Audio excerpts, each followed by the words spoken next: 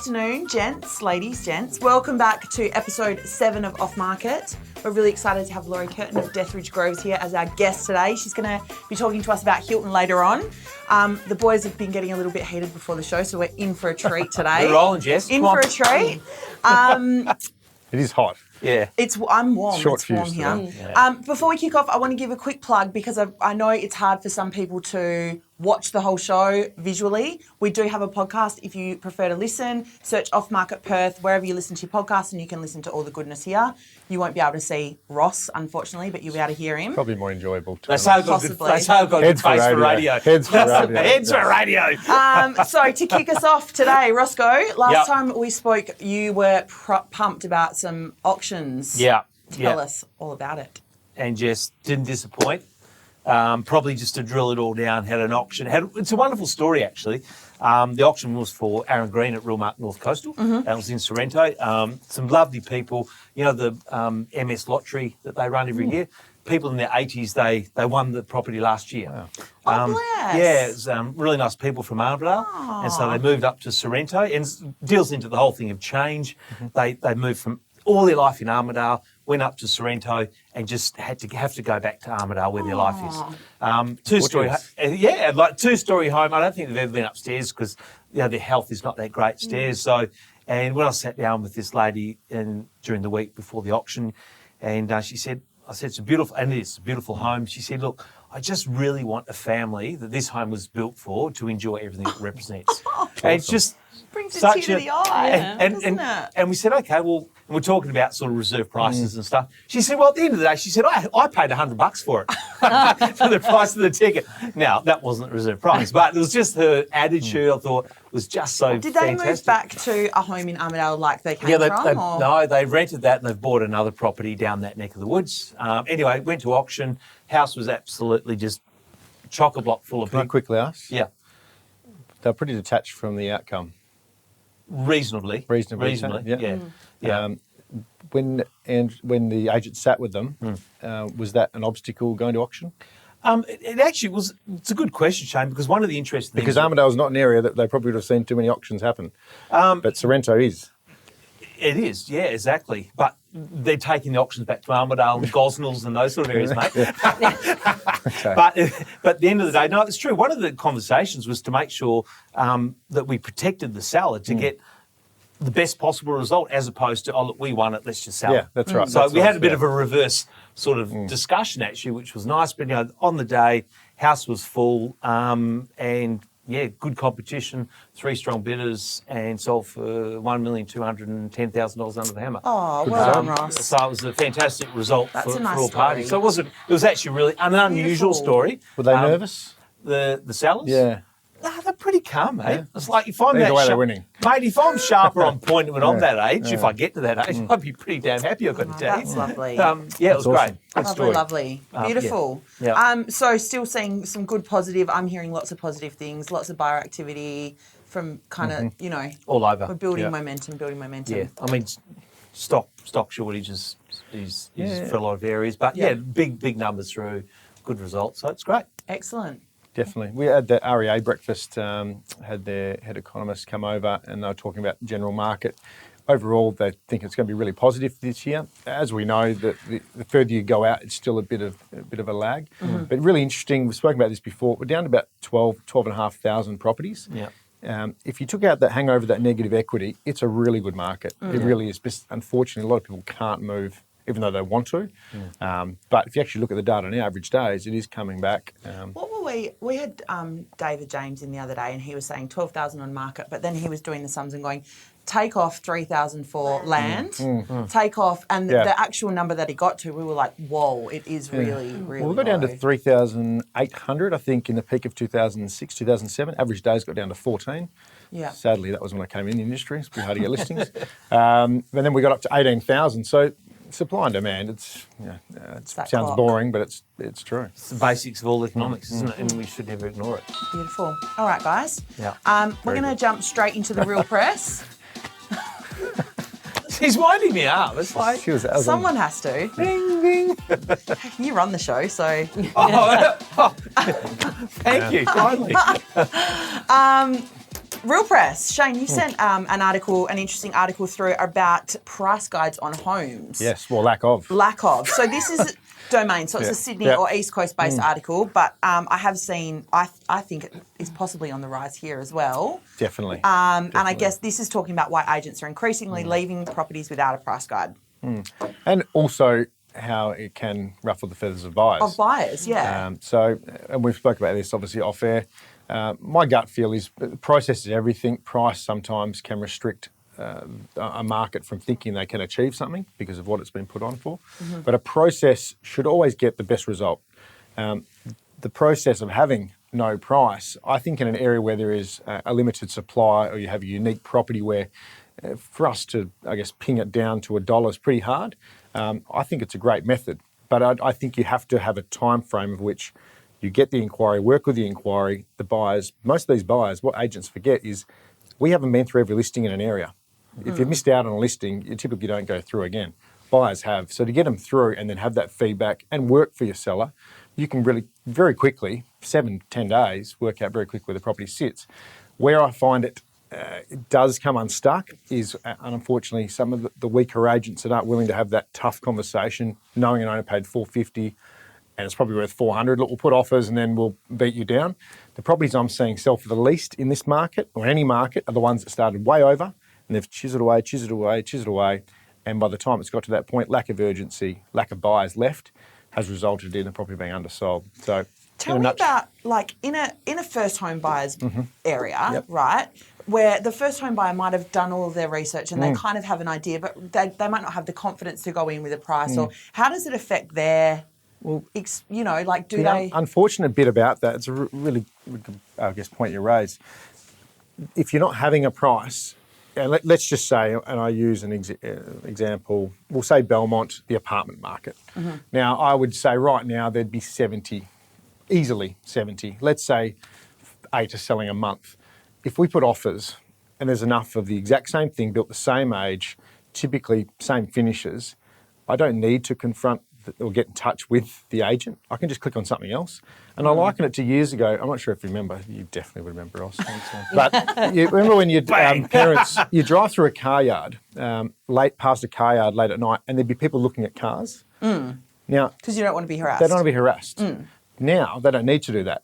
But I do believe that that's a perfect example of the buyers are there, there's the interest, but they don't want to get in touch with agents because they know what's going to happen. Well, a good agent, what should happen, doesn't always be the case. So I do believe that if you don't they don't want to call and say, oh, what are they chasing, if there's enough of the exact same thing. What was the stat you mentioned off air? Well, they're 76% less likely to get an engaged person to click to get in touch with someone without a price. And a perfect example of that, and I'll show the data, one I've launched this week is offers, funnily enough. You wait till you see when the price is put in the next few days, and we've got offers on that property. The actual people that have saved it, that start to act, it'll go through the roof. When the price is When the price is, because they don't want to get in touch with us just yet, because they don't want to say, the rigmarole. But as soon as we put that price, it's going to bring another group of buyers into it. But then I feel like you're going against what you said, which is not to put a price on the property. But you've got the buyers in who have been through all those properties. I genuinely, for this particular property, to say I could get it within a 20 grand bracket, I'd be lying. Because I haven't, as a buyer, I haven't missed out on 7 of those homes. I haven't been trying to get my child into that school for 2 years. And that's the reality of some situations you're seeing. So it's those intangible factors that add to the price. But if you want to do that in an area where dime a dozen, any school zone, I could find 30 of that, it's just not going to happen. You are, in my opinion, losing buyers for your owner. So then this article goes on to say some agents won't put a price on a property, but if the buyer calls, they will have a price guide. But then some agents will say, we don't have a price guide. What's your best offer? One thing I will note on that, over East, especially with what's happening in the marketplace, the fines for underquoting are astronomical. Huge. What does underquoting entail? How basically far under bait do you have advertising, putting it out there at a price point that could never be achieved. Now, I saw an auction last week in Sydney that went 400,000 over the reserve. Okay. Now, if he put a price on it, in theory, he could potentially, and there's some amazing agents that have been fined for that over there. It's just moving at such a rapid pace. So you're finding a lot of those agents aren't going to put themselves in a compromised position, in my opinion, where that could be the case. Yeah. So they're saying, look, you go nuts, go out there. They know they're good marketers. Agents aren't just good negotiators, they're good marketing to get as many people in the property, and then they do their work. But that is something I will note over there. Yeah. It's just The out of market's control. moving too Well, quickly. certain sectors Certain of the market. markets. Yeah. Did you have an opinion on this? I think there's so many details of that. We're talking about it in big picture terms, Yeah. and I think every individual property will stipulate to you what to do. There's things around, you can't take an offer to a seller that they're not going to look at. You can't advertise it for a price that a seller's not going to look at. So where Shane's saying that you've got a property out there with lots of similar stock, to not put a price on it to get offers, well, you need to give some kind of price guide to buyers, because you can't say, well, come and make an offer, and it's something that the seller would never have entertained, so you can't do that. But I think that what I like about this, I think your photos and your marketing will attract a buyer straight away, and if you don't have a price on it, Shane said about 76% of people that won't click on there. Well, I don't know that stat, but in the market I work in, it does work. If the photos and the marketing are really good, people will call me to find out about that property. And I think what I like about that is that it creates that possibility to have that conversation with buyers, especially when they have so much access to data now, a lot of which is incorrect, but I won't talk about that now. That gets me on my bandwagon about that. So it gives me the opportunity to discuss with them where we think the price is. Like, we don't really know where the price is sitting for this.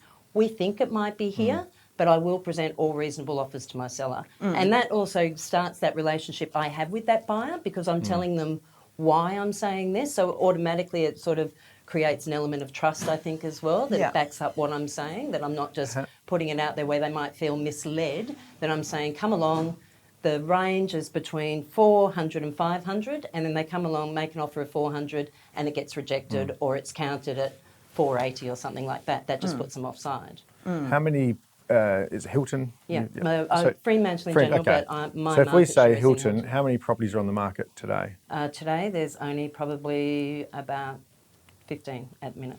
So it's pretty But that's powerful, at the isn't it? minute. Yep. It hasn't always been like that through In a bad market, how many? you would be maybe 25, thereabouts. Yeah. So that's a good example. That method can work really well because the buyers are well groomed. So if I take it and I use, let's say Baldivis, there's 300. Like if you 300 properties there's on the probably market. 300 properties. Gosnells has had around 200 properties.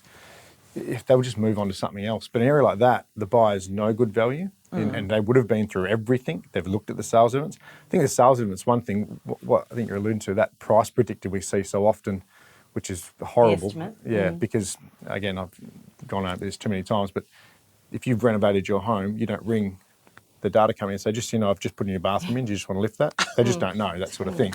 So it's horrible, that, especially, and I only get it's funny, the buyers only bring that in when it's under. Yeah. I've got them when they come on well over what we've got a property on for, where they don't go, hey. They wouldn't. Yeah. Funny that. So, yeah, so and that's why I think agents have to be adaptable. Like, not just a from price, not just an auction. Sorry, Ross.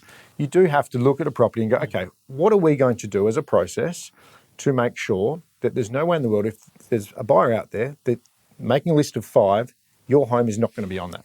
And if that means putting a price, if that means offers, well, that's what you got to do. Yeah. And unfortunately, buyers do get frustrated.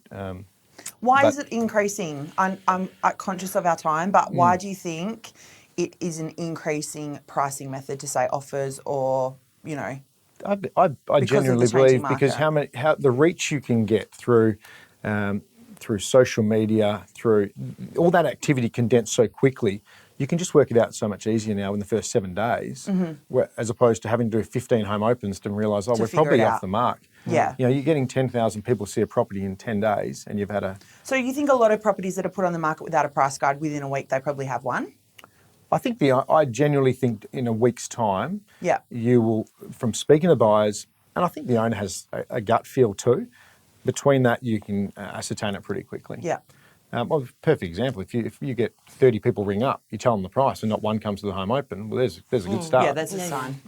Ross That's being a very very good sign. quiet. Yeah. Well, Shane's sort of covered it so well because it's all true. It's to me, I just get frustrated because there's so many different methodologies that get out. I think that actually confuses the buyer public as well. There's all these inventions of how do we repackage what we're trying to do, and even the buyer public get confused. What's this? What's that? You know, but you've got to come back to, I guess, the true essence of what we're trying to do is to open the property up for the seller's benefit to the widest possible group of buyers, to let them come through. And as we were saying off market, you know, our job as an industry is only to do one thing, is to get as many people possible through the front door of a property. Therein they make a decision. Ultimately, you know, they either like the home or they don't.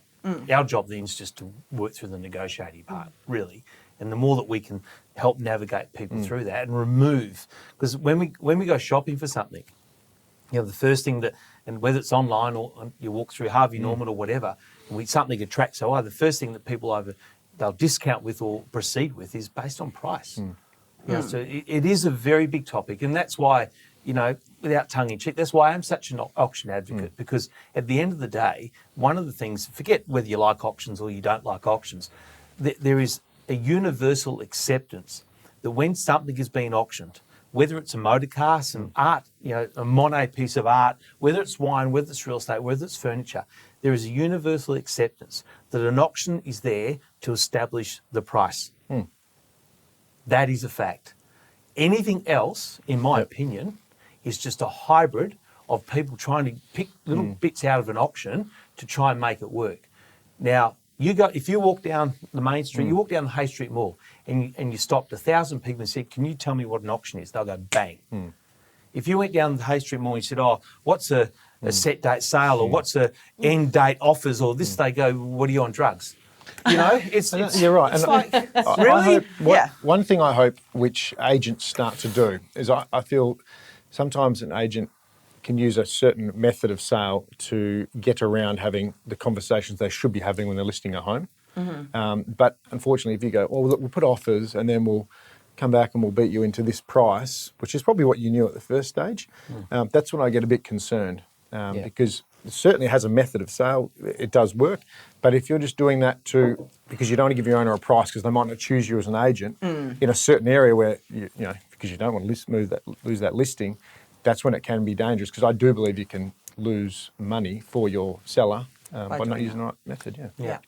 Yeah. Excellent. Good Do you chat. Mic drop. Way roll. That's because I gave Ross the mic. Oh, what's this? Hang it on Ross You told him Day. it was his show. I know. Oh my God. I know. Anyway, guys, we're on to the best section of the show. Are we? Laurie. Yay. Yeah. Welcome. Oh, thank you. Woo! Do you get clap? So, Laurie, for our hood highlights, we've mentioned you are from Hilton, or you sell Hilton mainly Mainly, and yep. Freo surrounds. Yep. From General Manager of Dethridge Groves, #1 agent in Hilton, based on sales results, because we are asking, what does #1 really mean? What does it really mean? We don't Does know. it, you don't know? I didn't check your Rate My Agent, but I know you are based on sales results. Not that it's #1 isn't based on the fact that I voted for it. That doesn't include. And your mum. voted. Yeah, my mum and my kids. Yeah. So tell us about Hilton. Oh, sorry. First things first. We are filming this on Valentine's Day. Oh, thank you so much. Happy Valentine's Day. That's great. Valentine's Day. When I Shane got and I, we're the Valentine sort of gurus and all this. Yeah, when I got the invite, I thought it was a Valentine's invite, so thank you for that. That's wonderful. I'm glad this is not live, because I keep being told by my wife today, you haven't even mentioned Happy Valentine's Day yet. So this was live, mate. Yeah. I'm screwed. Yeah. That's her rose. Thanks, Laurie. I'll take that. Take that home to your wife. Yeah. Now, Back to Hilton. tell us how things are tracking for you in your site. We've actually covered north, south, east, and we haven't really covered anything to do with Freo yet. with Haven't any you? of our guests. No, Okay. have we? I think good things are coming for Hilton. Do you? Yeah. What do you think it is? Every I'll ask time you. I You go, could do the Hilton. when I go over east, all the hot areas have a Hilton feel. Okay. Well, Well, Hilton's a little bit like feel? Bassendean. Embracing what was there. Like Yeah. Bayswater's getting a bit that way. Yeah. So I'd love to hear what you think is going to happen. Yeah, so Hilton being part of the city of Fremantle, it was established as return servicemen's cottages. They were built in conjunction with state housing back in the 50s. And there were 6 or so floor plans of houses that they used, mostly being timber framed and asbestos clad, a lot of them, you know. And Healthy. so over the years, Hilton has had a little bit of what I call a poor cousin. sort of black sheep of the family sort of reputation amongst Fremantle. When I moved to Hilton 20 years ago, I couldn't afford Freo. I wanted to live in Freo, but I could afford Hilton, so moved to Hilton, and all my friends were like, oh my God, what are you doing? You're moving to the hood. You know, you're going to get robbed and something's going to happen to you. Nothing's happened to me. 20 years later, I'm safe. It's all good. And lots of people like myself that love Hilton, that want to live in Hilton, love Fremantle, want to live in love Fremantle, want to live in Fremantle, but can't afford it, have seen the value in Hilton and the character that it brings. It's got a wonderful community vibe that's known as the garden suburb as well. Right. And the other really special thing about Hilton, I don't know if you all know, that in the planning policy, it gives consideration for retaining the heritage of the streetscape. So it's very difficult to demolish those old cottages and the asbestos homes. Now, it drives some people crazy because they come in, they're like, oh, just knock it down. You know, there's no value there. But there is actually, and that's been proven recently, and this has had a few flow-on effects, that state housing identified that the homes that they had there were no longer serviceable, number one, and no longer accommodated their clientele. So they decided that they wanted to knock them down. They couldn't because they had the heritage consideration. The council wouldn't allow them to. They realised the value was in the land. They've subdivided the lots and they've sold off the front homes in an uninhabitable condition. And that's really affected the median price in Hilton, which was sitting up around $570 in 2015, dropped down as low as to $525, and has recently risen back up to $550. But what you saw with those people buying those homes, it backs up what I'm saying about the character cottages and how much people love them, is that they were buying them for $340, they're throwing $100,000 at them, maybe a little more, and a lot of them are doing the work themselves, and they're selling them on the highest price achieved so far as $585. So that sort of supports the fact that character homes, how much they're loved, those homes. Embraced, Yeah, certainly for young couples or people just starting out. They're not a big family home by no means. No. If you look down the line too, that new development, that thing we were talking about before, that stage of everything being cookie cutter, the exact same. I think in time, what was developed on those rear lots, if you segregated the two properties, you'll start to see that character. That's what people want. Totally, and that's something that I get the benefit of, that when I am selling in Hilton and I'm selling a vacant lot of land, that I will work with that buyer. So they might come along because they're working with a project builder. Project builders may not like me so much, but I do encourage them to try and give some really good consideration into what they're building, because even though they might think it's their family home now, they will, or their forever home, they will want to sell it at some point, and they need to give consideration to the market that they're going to be appealing to. So if it's a home that's brick and tile, no consideration for northern orientation, no consideration for indoor-outdoor livability or gardens or anything like that, they are really, really, really decreasing their buyer pool. And as we've spoken about, the wider the market, the more interest, and then that helps to increase the price. In that area where there are, a lot of heritage buildings and stuff, I've spoken to Steph Dobro about this as well, and she said she was on the Freo Council and she could have more influence over people's consideration to heritage builds and that kind of thing as a real estate agent than she could as a council.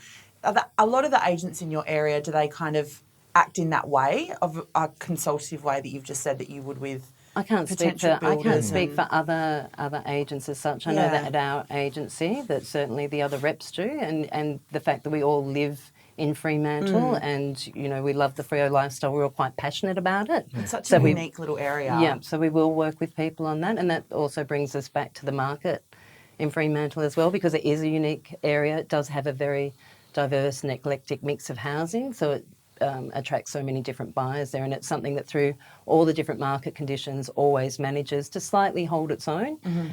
You can see that in the median price in Freo sitting around $800 at the moment. It's only had a slight little knock in recent times, and likewise I just mentioned the one in Hilton as well, sitting at $550 now. It was at $570 back in 2015. But like I said too, that was also affected by the state housing sales. So if you've got 60 sales in the area and you've got all those state housing ones, then that's really affected it. So I don't see that that's been affected by market conditions. I think Willedgie had a similar situation. They locked down, I think some of the state housing, they knocked it down, did units on them. And I think they potentially regret that later. Yeah, well, that's something, everyone that goes to Hilton, it's that reputation. Bad reputations are easy to get and hard to lose. So that's something, living in the area and having done so for 20 years, that I can sell the community. I know it really well. And when people come and they talk about those things, I can certainly combat any objections. But at the same time, that area, what I get people now saying, I want to live in Hilton. I'm coming here because I hear about the community garden that's just celebrated its 10th anniversary. It had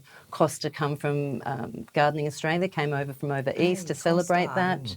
There's cafes being open now. There's quite a few around our local area. We just need a wine bar. There's any investors out there, I even know the perfect location. South Fremantle's, benefited from that same thing where we couldn't quite achieve that or get into that area. So it's just flowed on. Some of the prices there.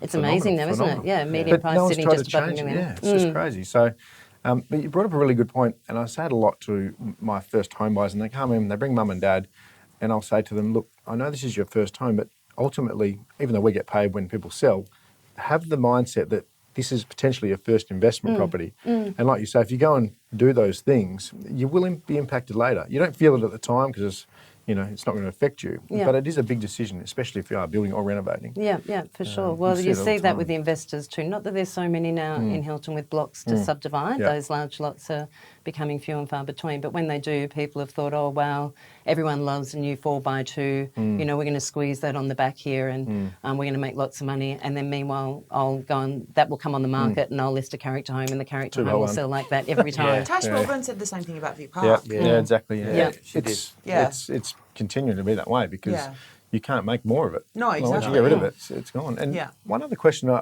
people selling in areas where you do have those older style homes, the first home buyers buying the fibro and what have you, mum and dad, from my experience, are always like, be a bit careful. But you look across, so say Shenton Park, all these areas, if it's maintained, it's not really an issue, is it? No, not at all. But that comes back to educating buyers as well. And it's also beneficial if you've done some of that work yourself. Yeah. So I've renovated a couple of these homes where I've removed the asbestos and insulated and reclad.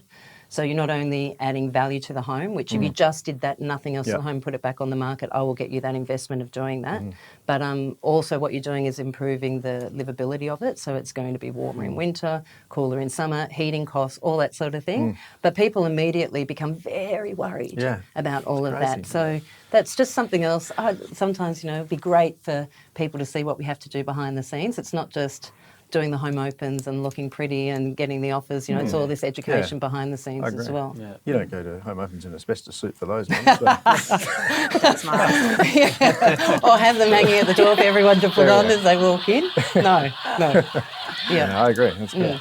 Any, what are you thinking for the next 12 months? How's it looking? Well, we've had some good sales already since the beginning of January. Things seem to be ticking along. There are so many buyers out there. There are just so many buyers. And one thing that we didn't cover off before about that, the no pricing, and if buyers are out there and if they want something, you were talking about if someone really wants something, they will make an offer for it. The one thing I'm noticing is that no one knows where the market's going. So there's a lack of confidence there. You can see interest rates are low. There's an upward pressure on median rental price. There's hardly any rentals around. That number's pulling back. But buyers just don't have a lot of confidence in the market, in the property prices and where that might go. And I think that's still making some of them hold back a little bit. But they're certainly out there. We're getting loads of people through home opens. Yeah. That pressure on rentals is definitely going to, and we spoke about one that was in Manning, and the person that was willing to pay the most was someone that hadn't been looking for long, but they were sick of renting. They did the numbers and like, well, hang on, this is probably the time for me to get in. Generally, we're feeling it's going to be better times ahead. And that area, I think, is great because you're going to get those first home buyers that maybe not be hamstrung by what's happened to their value because they've been renting or living with mum and dad. Yeah. So that's an area you probably could see a real spike because they're not waiting for theirs to get to a level before they can move. Yeah, it is amazing what first-home see buyers can with the- afford. yeah. So it's a bit scary. Are you saying that the buyer pools, a lot of pressure, a lot of buyers around? I'm interested to know, with the buyers, are you seeing them come from other areas or is it they're quite localised? Where are you seeing the buyers coming I from? think it's quite localised actually. Okay. And so in Fremantle in general, there's a lot of people trading up. That's one thing. But I get just in Hilton, there's a lot of people that have bought into the area, their first home. have now had a couple of kids, but they've put down roots in Hilton. Their kids going to the local school, they've got all their friends nearby, they love that community feel, and they just need that bigger home. So it's amazing actually how many people I do get in Hilton in that small area Trade staying in there. Up and down in the same market. Yeah. But in general, we have had a few Eastern State buyers coming in as well. Yeah. It's when those Eastern State buyers inject into our market, we will see things go. But it's really interesting. Sometimes you're sitting at a home open or you've listed a property and you go, this is fantastic buying. And you look at all the dynamics of why it should be buying. And then a buyer comes in and goes, I saw this online. It was so close to Fremantle. It was right near a school. And I was like, that seems really good value at a price less than, you're like, why can't our local buyers see that? Yeah. But it's like you say, we've just been burnt or a bit nervous still. Whereas they're just looking logically, going, hang on, let's have a crack. Yeah, it's true. It's true. Maybe we just need a little bit more positive data coming through, which hopefully we'll see in the next few months. I think the general sentiment is changed. That NAB put, I don't know if you've seen it, Shane, NAB put out their, I'll send it to you if you haven't got it, their report yesterday. And out of all the states, they do this points ranking.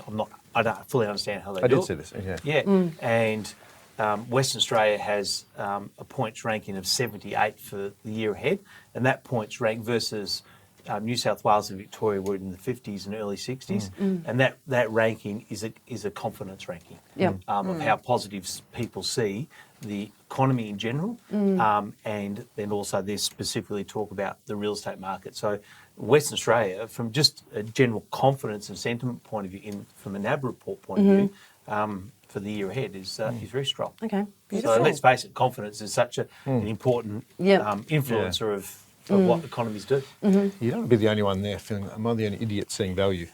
And that's why that social proof, when you go to home open, there's a buzz. You might only be two buyers, but it just changes the dynamic. 100%, As opposed to mate. when you're hearing your footsteps. Yeah. And then they sit down Yeah. on the other side of the table and go, oh, we've got lots of interest. Yeah. Do ya? Spare me. Yeah, no.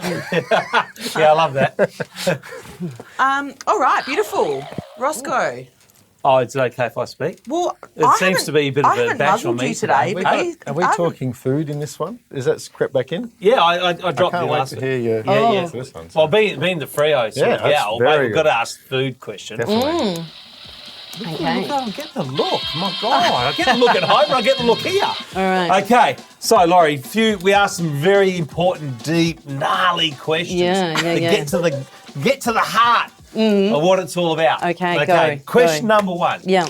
Okay, we call it our biggest stuff-up question. Yeah. And that is, the greatest learnings in life come from, generally, the things that we make the biggest stuff up in. You know, as they say, what's experience? Experience is what we get when we don't get what we want. Yeah. Okay? So, What? what do you think is your biggest stuff-up that you've learned something from? Either business or otherwise. Okay. Doesn't matter. There's so many to choose from. But I guess mine is I've been in real estate for 11 years and started off as a single mum. My kids were 8 and 6. Yep. And one thing about real estate, everything's in one big melting pot, isn't it? You know, you don't really have a start and finish time for work or set days or anything Just like a that. mosh pit. Total mosh pit. And so the mosh pit used to happen after school when I would pick my kids up. Yeah. And I would combine after-school activities with buyer inspections. And so I was selling my first ever block of land and I had the kids with me and I'm like, right, you two, wait in the car. I'm just going to go and talk to these people. Don't do anything. I'll be back How in many a minute. mothers say that? Wait in the car, Yeah, don't wait do in the anything. car, Which wait is in the car. complete, you know they'll do the opposite. I know, they're going to do something. Anyway, and so I'm down on the block talking with these buyers and next minute these two little Muppets appear, jumping all over the place. I'm like, okay, you know, hang around. They're being all cute and whatever. And then we get back to the car and they've also done the right thing and locked it Oh, good. with my keys in it. Excellent. Yep. Nice. And so those buyers I see all the time around Fremantle, they're like, oh, yes, we remember, you know what happened. And so just on that, one other thing, same thing with the kids, putting everything in the big melting pot. Yeah. Little while after that, only a couple of months after it, I was doing an inspection with a buyer. Once again, kids, wait in the car, don't come out, I'll be out in a minute. My son got bored, came in, following us all around, and he says to the lady, my mummy's no good at selling houses. Classic. Yeah, so Biggest thing to learn, don't take your children to inspections. Yeah. Very good point. Yeah, cool. Okay, next question. I love this next. Oh, sorry. I was going to say, did he get grounded for that or in trouble? It was too cute. He probably gets reminded about it today. Well, though. the fact, you know what? Paybacks are because he's now turning 18 and he's going to watch this going like, Mum, how embarrassing. I can't believe you're telling everyone What's your about son's name? Finn. Finn, mate, you need to get your mother back on this one. It's on camera for the world to see. Oh, no. Okay. Yeah. Outside of Finn, Yeah. who you do leave at home, Yeah. by the sounds of things, Yeah. what are the 3 things you wouldn't leave home without? All right, so what's the one that everyone's going to say? Your mobile phone. phone. Yeah. Sense of humour. Nice. And Very good. my clothes. Your clothes. Yeah. Okay. You're the second person to say that. Am I? Okay. Nikki Pinker. Huh? Nikki Pinker said the same thing. Think logically. Yeah. Hang on a second. Hang on. She hasn't got. How do you get to work? She's local, she walks. Oh, it's a very she's walkable Freo. place. Hey, mate. No, I don't actually. I Hey, drive mate, my it's car. It's very bohemian I drive down my there. car. Say, Yeah, very bohemian. Yeah, yeah. Keys, maybe it wasn't I don't Finn's even have an fault. electric. It was Finn's fault. Well, you left your keys in the house. You didn't have yeah. your keys. Yeah, it's all Finn's fault. Everything's Finn's fault. Yeah. Okay, Laurie, not that I believe you would have any bad habits, Yeah. but if you did have any, what would be your worst one? Do you want to really know my worst? Yeah. Keys. No, actually. I was going to say something Chucking really... your kids under the bus and Yeah. I was going to say something really nice that I'm pretty bad at getting all the way to the end of a book. I normally stop halfway. But if you want me to be really gross, and the getting back at Finn, so at night when I go to bed and I've got my peppermint tea and I'm reading and I have to take my contacts out and rather than get up and go and put them in the rubbish, I put them in my cup with the peppermint tea bag and then take it into the kitchen, and the next morning the kids are, they're rinsing out, or they go rinse it out to drink something, like, Mum, gross. I can't believe I just told you that on camera. I thought you were going to say you put your tea bags on your eyes. Oh, yeah. Yeah, That's an idea. The peppermint tea. Yeah. Anyway, I started that's- to develop a very bit that's different very- picture of that's that. a very- I'm going to tell you. That's a very I Fremantle can't believe thing. I've done that. yeah. You didn't even make me drink, and I told you. I just wanted to liven things up a little bit. Yeah, okay, very good, very good. Yep. Nothing gets wasted in Fremantle. No, mate, they're 100% organic, They recycle recyclable. everything. Everything, Yeah. okay. Recycle their kids too. Yeah. Okay, Laurie, when you're not at work, where are we going to find you? Yeah, pretty boring. I'm probably either running, exercising, or at home cooking, renovating, Garden? garden. Yeah. Okay. Veggie garden in Hilton? Not at the minute because I don't have time to look after What are it. you But, renovating? well, my own house. So I have a little timber framed home that I bought back in 2008 that was held together with lots of love and asbestos, little tumble-down cottage, and I've been chipping away at that. But in the meantime, I have done a couple of others as well with a business partner. But that's just coming... you worry about everything else and your own's left till last. It's like mechanics got the worst Yeah, car. totally. Yeah, Yeah. yeah. But that's the good thing, is that I can share that knowledge that I've accumulated from doing that with other buyers as well. I was going to say, it makes you a real authority in the marketplace around all that sort Yeah. of thing. You Cool. need your daughter to become a decorator and Finn to become a chippy. Yeah. You're all good. Oh, you're right. Good idea. Yeah. With Laurie, we all have sayings that we either overuse ourselves or we hear people say and we just cringe. Is there anything that you hear that really... Oh, that I say, yeah. that I hear other people Both. I say. would like to hear both. That Well, you I say like- too much. I and guarantee that- it's 2 things we say. Probably. No, Don't say I'm only joking. Oh, I didn't give this one enough thought now. I only, it's all about me, obviously. I thought about, I call everyone a pork chop. Yeah. And I've got this thing in the office where we're going to a sales meeting or whatever, or we're going out, or just anywhere. If we're going to any meeting, I'm like, all in the car. And that's all I It's such a mum thing. I know. All in I the know, car. yeah. You All ever in got the the car. seatbelts on? Yeah. I was So like, that's yeah. And what you stop say. carrying on like a pork chop. Yeah. That's Yeah. a mum thing. Yeah. I love My mum that. says Probably that. have to be careful which suburb you said that in. Well, but see, I've been known to why? not be politically correct on this show, so I was going to say nothing. So, yeah, because Yeah. I've been reprimanded by hers truly. Yeah. Yeah. So I'll just shut up here. I don't know which suburbs, So but I'm I very know there's some. disappointed. That wasn't me, I don't think. Well, yes, that it was was. Shane. No, take it. I'm not talking to you. Oh. Okay. Okay. Last question, Oh, and that's Shane and I. This is our. this- This is the most important question, Laurie, because we need this for our own research as well. So when people ask me, Yeah. I can say. Yeah, exactly. Okay. And we're the authorities. Bang, we know everything. Okay, the best place. Best meal? Where would you go? Can't be at home. No, you're going out tonight. Yeah. Bang, and you get in, no reservation. Do you know problems, bang. my favourite at the minute is is Propeller in North Fremantle. Right. Yeah, Okay. I love I've Propeller, never had and the those food's places. great, but the service, the chaps there are really fantastic. Have you been to the new synagogue? I thing have, that's done? yeah. Everyone's talking about it. They are all talking about it. I haven't eaten there. I've been there for drinks and coffee, but I've not eaten there. I feel like maybe I'm 30 years too old to be there, thereabouts. Yeah, But okay. I went there on a Friday Don't night. worry, I get it. Which Shane reminded me of Yeah. earlier. Have you been there to the synagogue? I've been there once. Yeah. Yeah, it wasn't appropriate for drinking coffee there at that time, but No, I have okay. been there. Yeah. Best meal, what would you get if you went to Propeller? Oh, they have all the little shared plates. So there's a little lamb dish that I quite like. Oh, and now that you've got me on to it, there's a halloumi dish that I really enjoy as well. I can highly recommend that. I can't remember the name of it because quite it doesn't have the traditional halloumi name. It's got another one. What's the flavour of the food there?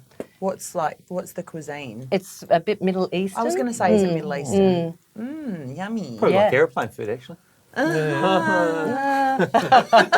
That's the first disagreement I've had with Ross. Okay. All right, thank you, Laurie. I'm done You're with my welcome. questions. Thank you. Beautiful. Yeah, Thank you so yeah. much, Thank you. ladies and gents. That is it for us for the day. Great. For this episode. As we do every week, we need to thank our friends at Domain Hire and Property Styling. Thank you. Beautiful set. We didn't even tell Laurie what the colour palette was, and look at her. Look at it, just blends right in. Yeah, yeah. Even the Right in. cushion. Look at Yeah, the look at cushion. that. Oh, And this. It's Yeah. beautiful. oh, yeah. If you're looking for a supplier to style your home, get in touch with them.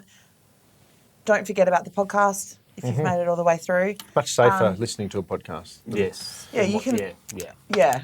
Whilst you're driving, you mean? Yeah. Whilst you're driving, Yeah, good you can idea. listen while you're running. Shane's cooking. tip for the day. Yeah, that's That's right. it. Yeah, don't drive and watch. Yeah. No, Kids. definitely Our not. next Definitely episode not. is going to be filmed at our 10th birthday party. Yo. We're very excited. We're going to have a big live audience and we will be going live as well. So watch out for that. We'll have more details coming up on our Facebook page. And that is it. Thank you so much, Laurie. Thank you. Thanks for having Thanks me. for coming in. Thank you. Valentine's Day. Thank you very Laurie. much. Thank you. Well done. Thanks for the Thank you. Doo-doo. Bye-bye.